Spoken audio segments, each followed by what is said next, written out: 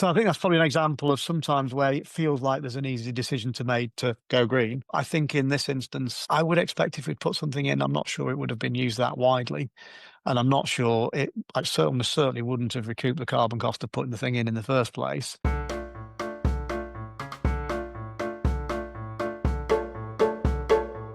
Welcome to the Impact Files podcast. I'm your host, Ned Wells, and I'm really pleased you're here. In this episode, I'm delighted to be joined by Andy Bedwell, owner and managing director of Point of Difference Workspace. Andy, let's start with an introduction to yourself, to Point of Difference, and the work that you do. Thank you, Ned. I'm delighted to be joining you. So we have been established as Point of Difference Workspace since 2018. We run serviced offices and co-working in Oxfordshire, Buckinghamshire and Northamptonshire. And we've got a base in Bicester, which is our main home. And we really specialise in providing boutique-y, niche, nice, fully refurbished workspaces to small and medium-sized companies. Although increasingly post-COVID, what we're finding is bigger companies are coming down and taking smaller spaces. So really across the business spectrum, it's office space and co-working in Bicester, Banbury, Aylesbury, and Towcester, our main patches. Am I right in thinking you have one more residential space that you manage too, Andy? We have, we've got another residential business. So it'll basically run two businesses. One is Point of Difference Workspace, which is the office commercial base. And we also have Point of Difference Properties, which is high quality shared housing. And that's Bicester based, 10 properties to about 60 tenants or so. And in there, it's rooms in shared houses, fully serviced, fully refurbished. We pay all the bills and look after them and try and create a sense of community around the people that operate in those. So it's two businesses. Probably the main focus of the work that we've been working on in this context has been around the office business, but there are both sides. And if you were to give an example of a kind of typical workspace and a typical client, what would we be kind of looking at there? Yeah, so typically we would have a building somewhere between 5,000 and 13,000 square feet. And within that, we would divide a bigger building into smaller units. So within those units, it would be anything from an office for one person. Usually the largest offices will be up to 12 people. We have some adjoining offices where bigger teams are also situated across 2 or 3 offices. But typically our sweet spot will be sort of 5 to 10 people. And then we would provide, in the bigger sites, we provide reception services. And then in all the sites, we manage all the consumables, tea, coffee, loo roll, the basics. We manage all the heat, the light, the internet, the maintenance, the telecoms. So all of those sort of things we provide as a wraparound. And our typical building will be one that we'd spend a bit of time and effort putting quite a nice design style around. So my corporate background was very much in offices that were soulless and horrible, and you didn't really want to be there from when you walked in the door. So we just change that, and we try and create nice and vibrant, funky spaces to be in. Not kind of hipster funky, but just really nice and pleasant places to be that a wide range of people hopefully would be happy to call home. That's the target. That's brilliant. And to give our listeners a sense of scale of your business, how would you describe yourselves in terms of kind of how large you are? So we turn over $1 million. We've got 10 sites. We've grown from a standing start in 2018. So we're keeping growing steadily. So we've got 9 employees. Decent, established, growing, not huge, but Nice. But with a solid base probably. And I was looking at your LinkedIn earlier, and it looks like you've got a really interesting history of how you've sort of come to be owning and managing Point of Difference. Could you give us a kind of potted history of how it evolved? Yeah, sure. I guess the overriding thing that started the journey was about me personally not trading time for money. And I grew up in a long way back was Diageo Guinness's graduate training program right at the start, and then yeah, I did a variety of logistics, supply chain, consultancy, leadership development, change management, ran my own consultancy business. So I guess I always knew I wanted to run my own business at some stage. And I think fairly quickly after you start down that journey, you become relatively unemployable because you realize that you can't really work for anybody else. Loved consultancy. It taught me a lot in terms of business growth and setup. But I reached the point where in consultancy, if I wasn't working, I didn't earn money. So I needed to move into a world where I wanted to run a business, partly to solve that problem, and partly I just wanted to run a proper business. And properties are, it's not without quite a lot of work in many ways, but when and where you do that work isn't directly culminated to, you know, the time and point at which the income arrives. So property worked in that it gave me a bit more time freedom, and obviously other people can work in the business and do some of those activities and manage them, which is obviously different to consultancy where I personally needed to be involved. And I think I probably also reached the understanding that at a certain point of consulting, I'd got to the level I was going to get to, and I wasn't really going to get. I wasn't motivated or passionate enough to get any further with it. Whereas property, I'm quite passionate about. So yeah, that was the journey really. It was through consultancy into property, and I guess there was one turning point, which was the very first buy-to-let property we had in York. I was still doing consultancy, and I rocked up with an IKEA van and an empty flat, and left a week later with a fully set up property ready to go and rent. And I liked the tangibility of property, and I liked what it gave, and Nice. that then you could touch it and feel it. So that really set the direction. Nice one. And I wanted to Mm. come on to the sort of the relationship between purpose and profit for yourself, and how, what's that all about for you, Andy? And how has that kind of evolved and changed for you over the years?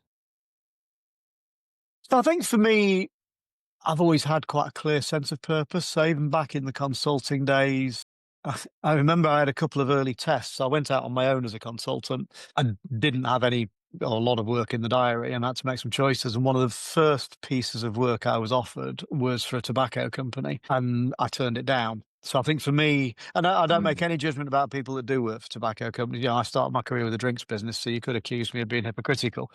So I think purpose is, you have to form your own view of it and what you're prepared to live with. But I think for me, I've always been quite clear about in my own head what's right and what's wrong for me, and let other people make their own judgments on that.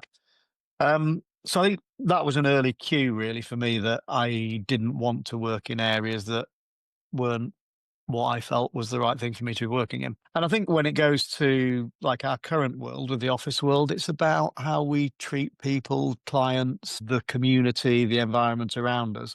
Yeah, I don't want to run a business that's trashing, the sites it works in, that's, rude and obnoxious and contractual with all its people. So I think for me, purpose is quite a wide thing, and it goes to I always say to our clients, we treat people like people, not like contracts, Mm. and I think that extends to the way we would when we make purchasing decisions, we make them based on the right type of supplier. Yeah, we'll pay more for the right type of supplier rather than just go cheap and not really care about it. So I think that has a profit impact because sometimes you don't make as much profit as you could.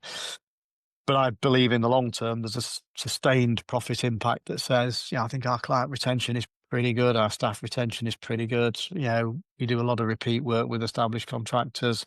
So I think it pays back in the long term on the profit angle, even though on the short term, you might look at our P&L and say, actually, you could have got more out of that client. You could have, chipped that contractor down a bit more. You could have done that business decision differently. I think that is really interesting because I was going to ask you to tell us a little bit, Andy, about how you see the business case for sustainability in Point of Difference, and whether you can see a near-term impact on your revenues. It sounds like what you're saying, revenues, profits. Certainly, you're saying not so much on the near term, but you're in it for the long haul, as you've just described to us. Would that be fair to say? And is that what your data and your tracking shows you? Yeah, it is. I think it's fair. I think the ROI is a challenge in Mm. sustainability. Yeah, make no doubt about it. We did a lot of analysis 18 months ago on this, and, you know, there ain't a lot of low hanging fruit. And what there was, wasn't hugely impactful either on profit or on sustainability, really. So we have done some stuff. I'm happy to talk you through what we've done, and we've got a program together and we're working towards it. But I think the actual, the business case, just if you isolated sustainability on its own, is tough. Things like solar panels and the big stuff, the EV installations, they're expensive things to put in, and quite often the payback on those would be longer than the remaining lease we have on some of our buildings. So there is no payback in financial terms if you look at it on a cold hard level. So you have to take a decision on a different basis. Yeah, you have to look and say, hey, am I going to do that? Because in some cases, with solar panels, at this precise moment in time, we've chosen not to on some of our buildings. But equally, where you do it, you do it for a different reason, and we do it within the means that we can operate. And I think as a business, you're always taking decisions about where can I spend, where can I improve, do I invest in this piece of client technology? Do I upgrade my IT infrastructure? Do I make a pure sustainable choice on upgrading LED lights in buildings, for example, which is the easy one a lot of people do. So all of those things, you can't do everything all at once. So every year we have a budget that we take a view about what we're going to spend and how we're going to allocate that across the various programs. Some of those are directly sustainability, some indirectly, and some not at all. That makes a great deal of sense. And I suppose thinking about because you're working in the built environment, I suppose waste management is a big piece as well when you're thinking about sustainability, because sometimes it's possible to reuse, recycle, etc. Sometimes it just isn't. So I guess that's part of your decision making as well. Yeah, so waste, I mean, at a number of levels, right from the start, we tried to do zero to landfill and chose suppliers that worked on that way. We do the usual things around separating out recycling. When we did our program a year or so ago, we did a lot more in terms of splitting out recycling on site, educating clients on site, signage on site, semi-policing on site, because as anybody that's seen a recycling bin knows, it seldom gets purely used for the intended purpose. So we've done some soft and slightly harder education with clients about kind of sorting that so that it does carry all the way through. Um, I think the challenging end of it has been on refurbs, which is probably where the more waste is generated when we do those. We did a project a year ago where I had my son working for me, and we got him to completely recycle the old carpet tiles that we took up and got them sent away from supplier for recycling. And that whole process was really involved. To be able to not send carpet tiles to landfill in this particular example, it took one guy 2 days, an old Volvo, 2 loads, palletization. We partnered with a local logistics company to get it shipped. And we had to pay money to do it, rather than our carpet supplier who take it away. So I think all we can do on a day-to-day basis is, if we're able to do those choices, we do them. If we're not, we try and choose the best option we can from the ones available to recycle anything we're taking out. And I think my favourite mantra, which I think most of our business will know, is do it well, do it once. So don't buy cheap rubbish that gets thrown away. We will spend the extra money on proper kit. So carpet's a good example. The lifetime of the carpet that we're putting down, will be at least 20, 30 years, we hope. Both in terms of visual use and wear and tear. So we try and spend the extra money to avoid creating another problem we're going to have to deal with in 5 or 10 years' time. Sure. Yes. Well, that's interesting. I know Ned's going to do a deeper dive into sort of talking about marketing and how you promote your business, but I'm curious as to whether have you ever seen, or do you think that certain clients come to you because of what you're doing on the sustainability front? Can you draw a link between people choosing point of difference and saying, well, we see you're doing everything you can. You've just described the balance that needs to be achieved there. Do you get clients saying that, or do you think that's not their primary decider? I think it's safe to say it's certainly for our clients, it's not their primary decider. I can't think of anybody that's come to us because of that. I can definitely think of ones that have asked us questions about what we're doing, what we've done, and have chosen to work with somebody that's more ethically. I think that's kind of more ethically minded. I think that's one of the criteria they use. I think other criteria would sit above that in their list, but 3 years ago, it wasn't even on the list. I think now it's on the list, not for every client, but for some it is. Um, It's getting there. I wouldn't say it's the primary criteria anywhere yet for us, although I think for other providers, that might not be the case. I'm aware of a couple of other people in different locations where, by virtue of the people around them or the way they set up, that is more of a case. So I think there's definitely a niche where that's a thing. I think it's becoming more prevalent, but it's not there mainstream yet for us. Am I right, Andy, that you also run the Perch Workspace? It's probably worth clarifying, actually. Perch Co-working as a brand entity is actually owned by Cherwell District Council. They set up two sites. They set up Perch Co-working, which is in the centre of Bicester, and Perch Eco Centre, which is on the outskirts of Bicester. The premise for both sites is that they are run as Perch Co-working or Perch branded sites. The brand is owned by Cherwell. We're the operator of the town centre site. We're actually not the operator of the eco site, and they're kind of the ones I was alluding to when I was answering the previous question about do people choose them because of that? Because I think that building was always built and constructed as something that had a pure eco bay, a pure eco focus. So I think the companies that really that is 100% their priority, that's where they've tended to head, and we run the other Perch and we run it along the same lines, but clearly the building wasn't set up from the get-go to be a carbon zero and BREEAM and all the other accreditations that site's got. It's interesting because I've certainly, although I don't live in Bicester, the Perch brand has kind of come up as a very sort of strongly purpose-led sort of shared workspace. So it's very interesting just to hear. Yeah, I think that's true. I think, both us and the guys that run the others, we work quite closely, well, not closely together, but we work well together. And I think they're also quite purpose-led. So, I think the Perch as an entity has done that. I mean, our point of difference brand ethos is to run by site rather than building. So you wouldn't see point of difference above the door in the same way that you might do other operators. We tend to go by site. So the Perch site, in Bicester, we have the Bicester Innovation Centre and the old courthouse and St Edburgh's Hall.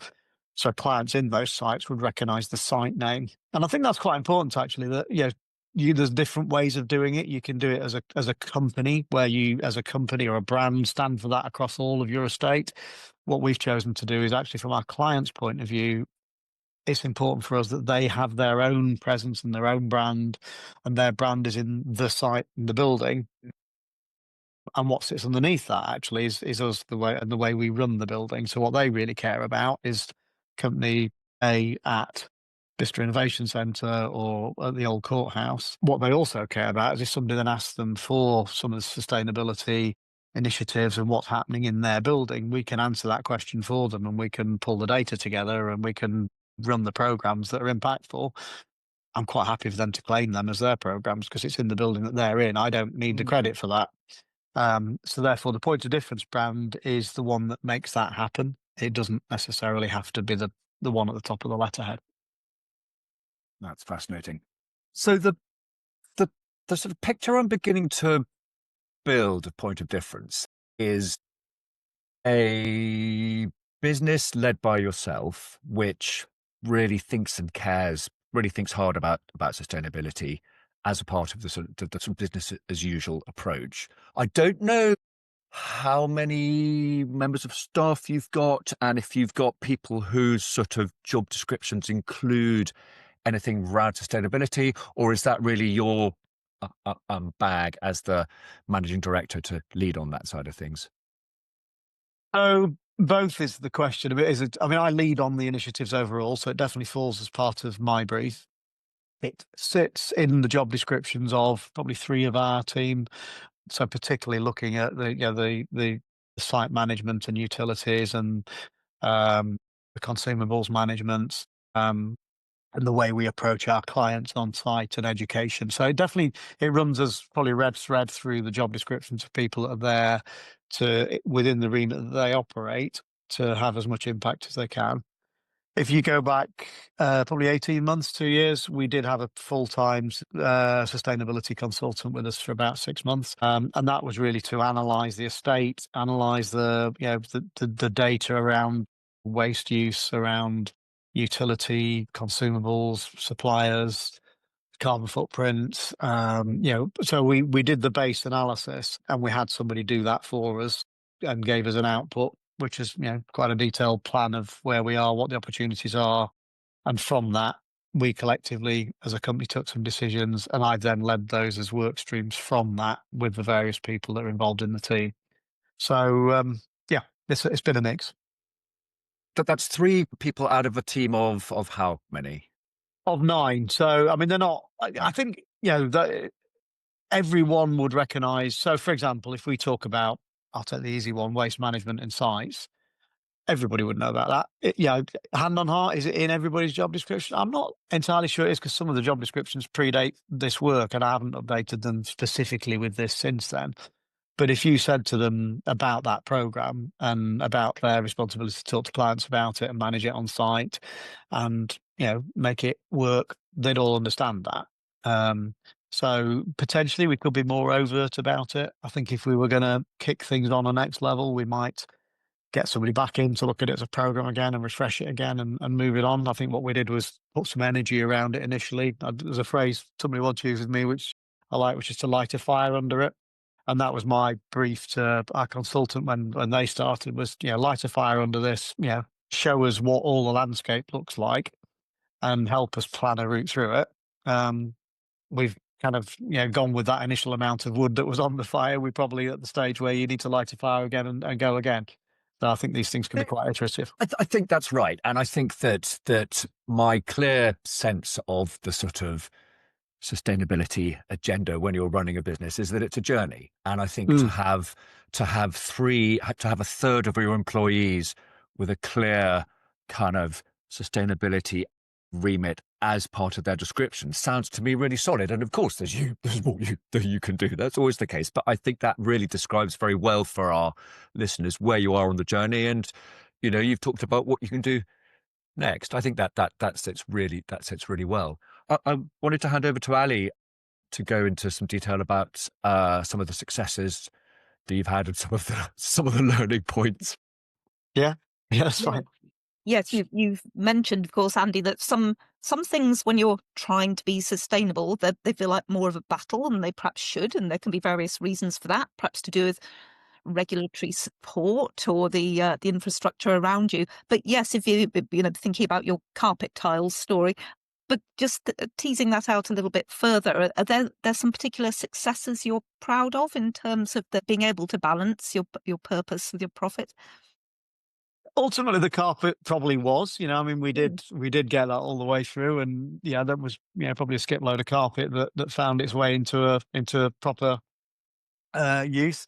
I think just one other thing we found challenging, just to finish that side of it off, is I think the grant infrastructure we've struggled with. I mean, I find it, as a business owner, I find it incredibly frustrating the way the grant system has been structured historically. There's a number of things, because we've been slightly ahead of the curve on some stuff. We've planned a refurb and then a grant's come, but we can only apply for that grant if we go out and get 3 quotes and wait for a long while and then have to get them approved. And we're in a client-driven business. I quite often haven't been able to say to clients, look, just wait 9 months until we get this approval and then we'll go for it. So we've done a lot off our own fat without grant support. And I find, so for me, a big frustration is that the way the grant system has been tiered up over the years. I think in 10 years, we've had £5,000 of the grants. Literally, that's it. We've replaced every LED across the estate. We've done things that would be eligible for £500,000 of grants, but because we either haven't been given them, haven't been in the right timescale, have needed to crack on before. So I think that system doesn't work. But your question was more about, kind of what are the successes and what have worked. So I think for me, the simplest thing actually was just, as I say, lighting a fire and getting a plan that worked. We've got quite a detailed plan with a good structure around it, and I think we do understand the landscape of where we operate and where we can make a difference. And I think the wins that we've had within that have been probably more. I don't think there's been one huge one. I'd love to sit here and say, we did this and wow, what a great difference. I just don't think that, certainly in our built environment world, that doesn't exist without spending a lot of money. And we haven't got the budget to do the big, heat generation, solar powers, EV. We've got a lot of smaller stuff where, yeah, we've upgraded LEDs across the estate, partly because we do it anyway, partly because it's the right thing to do. But I think that is a big thing that does bring down heating, as they bring down energy costs. We've done lots of little things, so things like, I know, optimizing temperatures in server rooms, so that we're not overcooling. I mean, that saves quite a lot of energy. We've done things around secondary insulation. We've done things around heat protection in rooms. We've done around heat control, waste and recycling, both on a day-to-day basis, but also on a, on a big refurb project basis. We've chosen recyclable and renewables materials more. We've gone to renewable tariffs on the utilities. So collectively, there's quite a lot that we've been able to do. And, I mean, there's some nice stuff, which is, we've got beehives outside one of our sites. Our facilities and operations manager is a beekeeper, and he's a very good one. So he's got beehives outside our estate. We've got bat boxes, hedgehog boxes. We plant out with bee-friendly flowers and leaf areas to grow. So some of the stuff is just simple stuff that you can do. But I would kind of hope the impact is by doing lots of little things rather than, I don't really have the one big bag thing that say, wow, we've done this. But I think hopefully it paints a picture that there's lots of little things that can make a difference, which in with our budget is probably where we're at. Absolutely. And I think that message comes across loud and clear on your website. I like the fact that you say, yes, it's a journey. And as you've described just there, you can make incremental, perhaps sometimes small changes, but they tot up and none of that stuff is negligible. So that's really interesting. Any examples where you did make a financial commitment and a commitment perhaps in terms of your messaging to clients about an aspect of sustainability, which then didn't go so well? Or has your cautious, prudent approach, which you've described there, meant you've avoided the big pitfalls? I mean, it's not the one that failed. It's one we chose not to do. So, the classic one that everybody does is EV charging. Mm-hmm. And everybody was saying, so we do a client survey every 3 years. And so on one of our biggest sites on Bicester Innovation Centre, it's on the sort of outskirts of Bicester, but it's in an industrial park. And then so it could be a good place for an EV charging facility. And we went, the costs of doing that weren't huge, but they weren't inconsiderable either. So we went out to clients and asked them, do you or your clients want it? Do you or your clients think you're going to use it?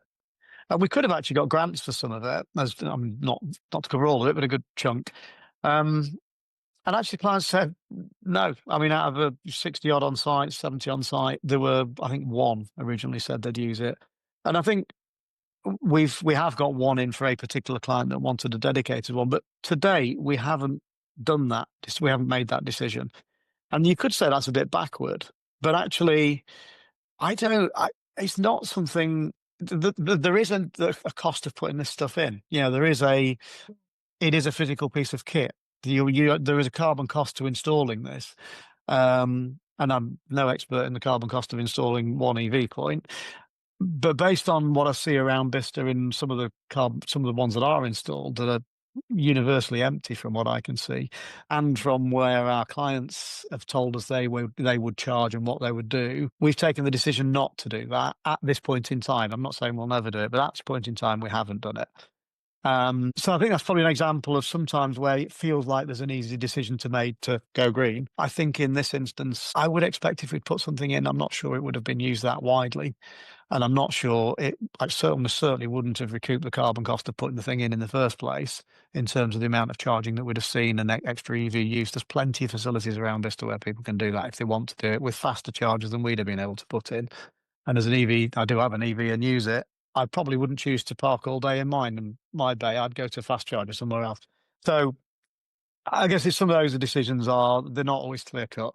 And sometimes it's easy to think we're doing the right thing, but I could quite easily spend a lot of money on doing that. And instead, what we've done is changed we've gone through, literally swept through the estate and changed a whole load of lights over to LEDs, which is a similar cost overall, but probably has an immediate impact, and that impact will last for 20 years without being upgraded.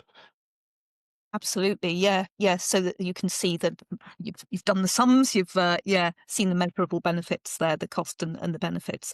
I'm just reflecting, Andy, that is a long old list of the things you have actually done.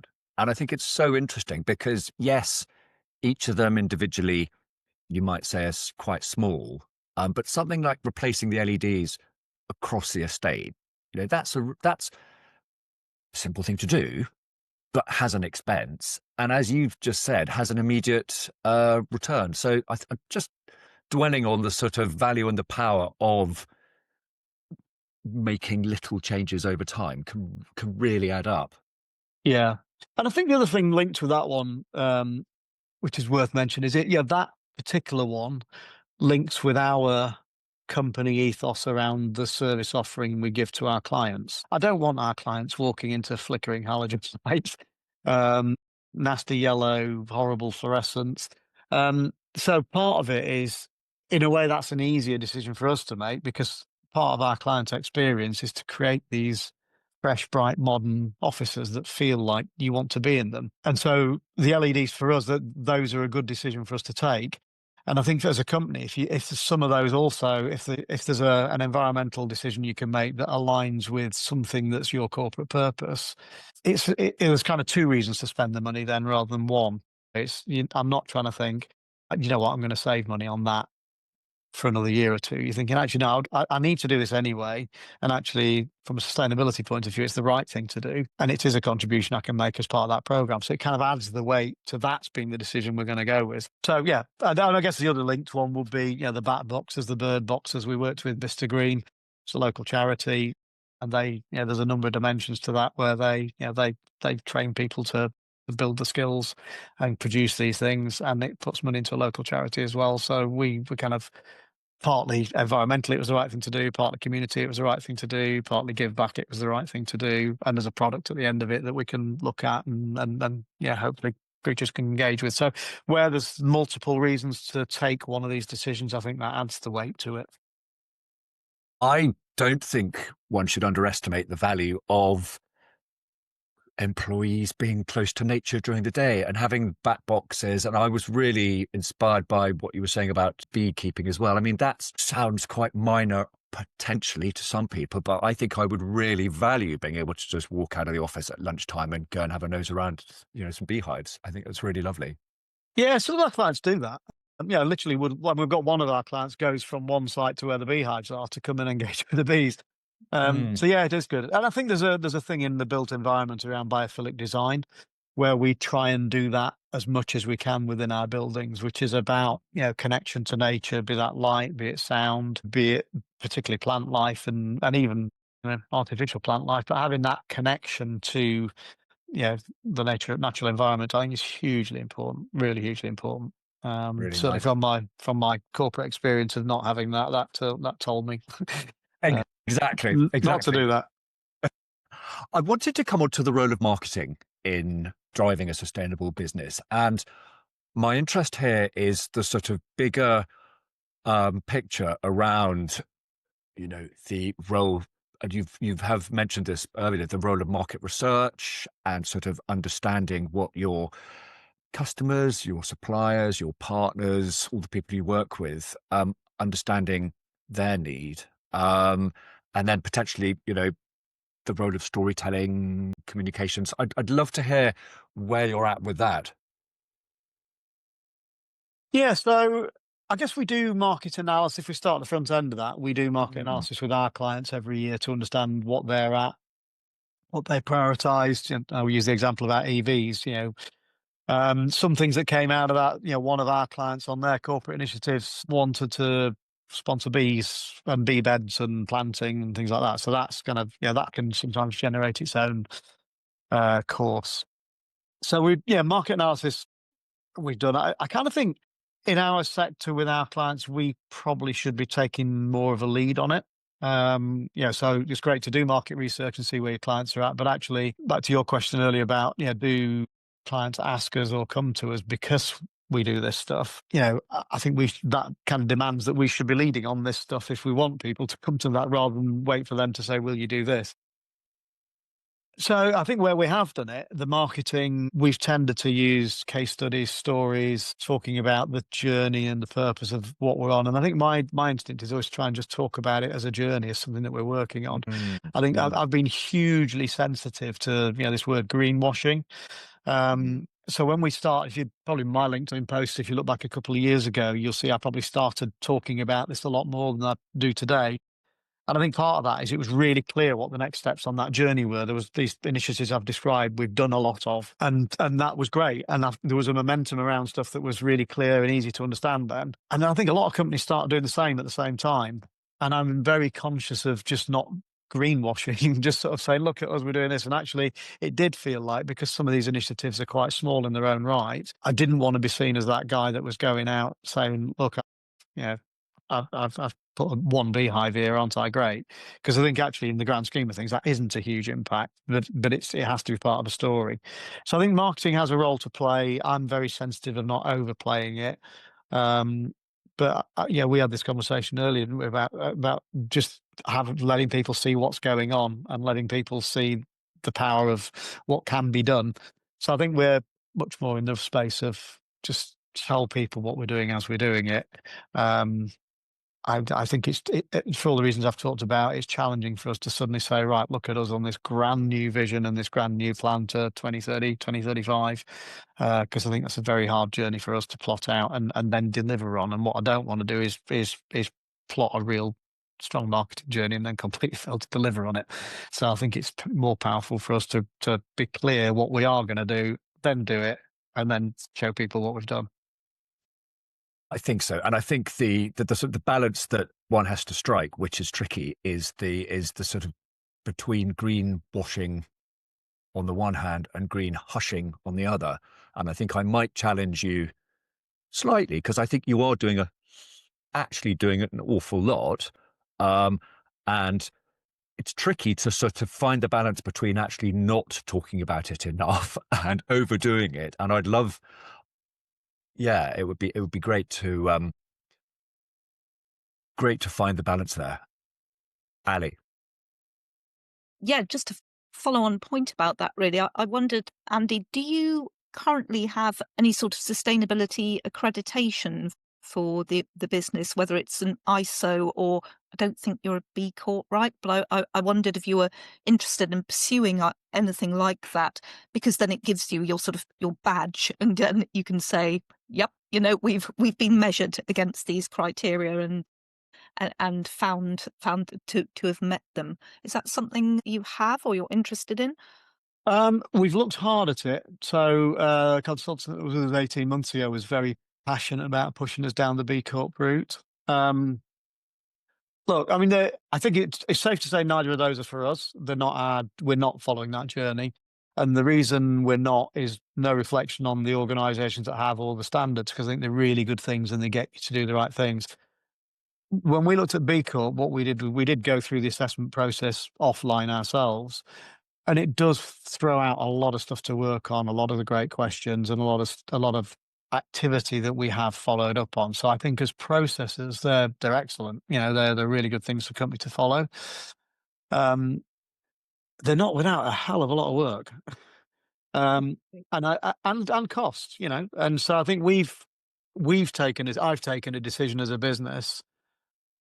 If I've got that amount of effort I'm going to put into something, I'm just going to do it anyway.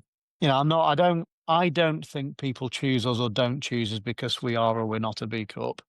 I think hopefully it's come through on this podcast, if you talk to us, if you meet our team, if you come to our sites, we work pretty consistently with that as much as we can. And for me, that's good enough. I don't want to dedicate the people or financial resource to getting the badge in a business of our size at this stage of our development, because I don't think it's for us. It's where we want to be right now. That's not to say they're not great things and they're really good.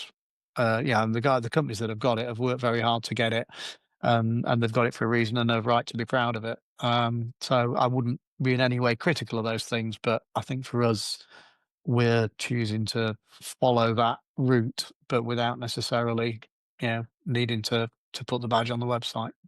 I can very much understand that. Yes, for all the reasons you describe, as you say, you have to make that decision about the balancing act. B Corp for sure takes a lot of work. Yeah, absolutely. Yeah. Yeah. Okay. Thank you. So Andy, you mentioned in the line of business you're in that it's kind of difficult to make long-term perhaps projections or nail your Hmm. colours to the mast in that way. But do you have a vision as to how the business will evolve in the near term? Is it more of the same? Is it consolidate? Are there other ambitions you have for the next 12 months, say? Yeah, so we have grown and will continue to grow at a consistent rate since we started. And I think the next 1 to 5 year plan will follow that route. We are very building led. So if you look at our website, you look at our estate, we don't just do any building. By definition, that kind of means I can't sit here and say by June the 4th next year, we'll have got 3 new sites, because if the right sites aren't there, we just won't do them. There's 2 sites at the moment that we're looking at, geography right, but building wrong. And partly, this is where the sustainability things are in. Some of them we would need to spend a lot of time and effort and money to even get them to be viable and usable sites. So partly, I'm sure a whole number of reasons, are just not the right thing to do at this point in time. And I think Bicester's a good example where the building that we've just finished, which is the old courthouse on Sheep Street, is a beautiful, iconic, historic building. I love it.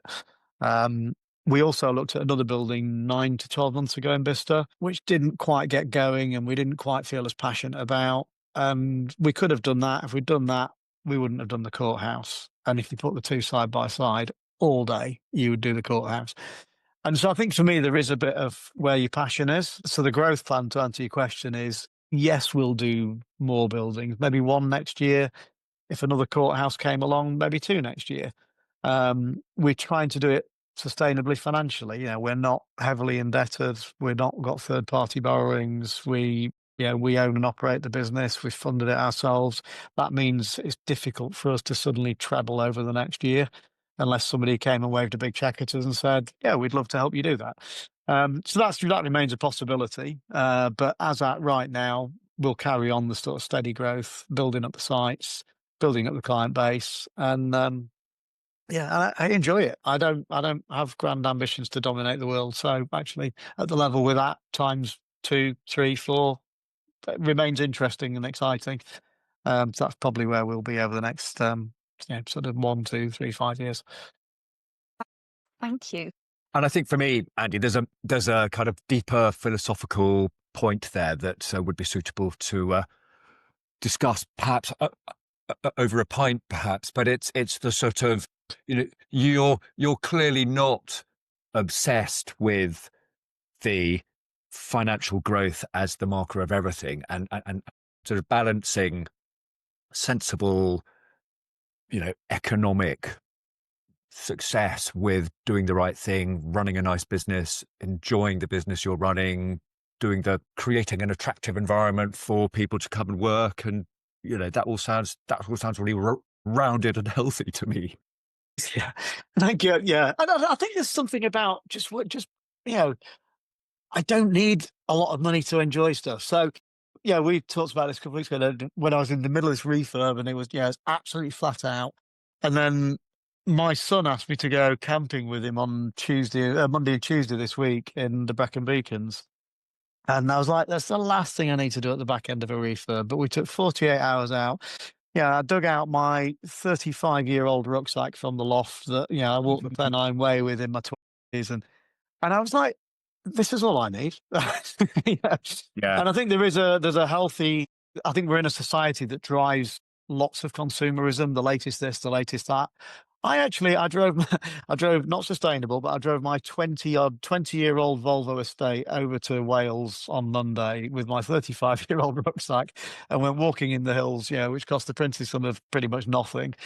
As someone else said to me, the most sustainable car you've got is the one you already own. Now, that may or may not be true, but that Volvo estate's done 20 years and I still love it. So I think the point is we're in a society that's driven by money, consumerism, change. You've always got to have the latest this, the latest electric that. And I think sometimes we forget, A, that you don't actually need that much to be happy. And there's plenty of good stuff out there. And B, if we don't buy some of this stuff, then we don't have to worry about the carbon impact of it because we've never actually bought it in the first place. So, I think those sort of things are quite yeah, it's quite nice just to live a simple life as well and not be too worried I'm about the finances. I'm so in agreement with you there. That's a fantastic note, almost to finish on. But before we finished, I did just want to ask you, where do you hope your sector will be in maybe 10 years' time? Um,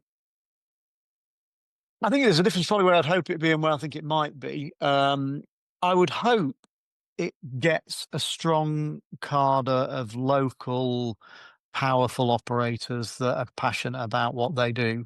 I mean, if you look at the brewing industry, an example, which is kind of almost coming around full circle again Mm, from my early days, but you've got yeah. lots of local, good quality regional brewers that did an interesting twist on stuff and captured the local flavour, supported the local environment, spoke to the local companies. And I'd like to think the office world would do that a little bit, that you had strong regional operators that were connected with their communities, that were connected with the people in their buildings and used the businesses and suppliers that were, in that pool. I'd like to think that's the case. In reality, I think it's, as everywhere else, is at risk of being mopped up by sort of bigger corporate entities and standardised and the cost driven out of it, like it tends to happen in those cycles. But I would hope there'd still be some space for some quite strong, regional stuff with local connections. It's a lovely vision. Really like that. One piece of advice for businesses pursuing a sort of sustainability and financial objectives. Really simple. Make a plan, get on with it. Nice. I mean, that's it. Just work out your landscape, work out what's out there, form a plan. Don't just kind of randomly do stuff, but work out what's everything you could do, and then pick some stuff and do it. And then when you've done that, do the next thing. I mean, it's not much more complicated than that, and you get stuff done. Fantastic. Fantastic. I really like that. How can people find out more about you and the business, Andy? So you can connect with me on LinkedIn. So Andy Bedwell on LinkedIn. Pointofdifference.co.uk is our website. You'll see all of our sites on there. Andy at pointofdifference.co.uk is the email. You can use that. And if you want to pop into Perch Co-working in the centre of Bicester, just underneath the library, Sainsbury's car park, you'll find some of our people there. So whatever works for you, really. Awesome. That was such an interesting conversation, Andy. Thank you so much. No, thank you for having me. Thanks for making Ollie. I've really enjoyed it. Thank you. Thanks for joining us today. If you've enjoyed this episode, please subscribe, like, and share it with your colleagues. For more about the podcast, about us, our marketing services, and our wider support for purpose-led organisations, please visit our website at theimpactfiles.co.uk.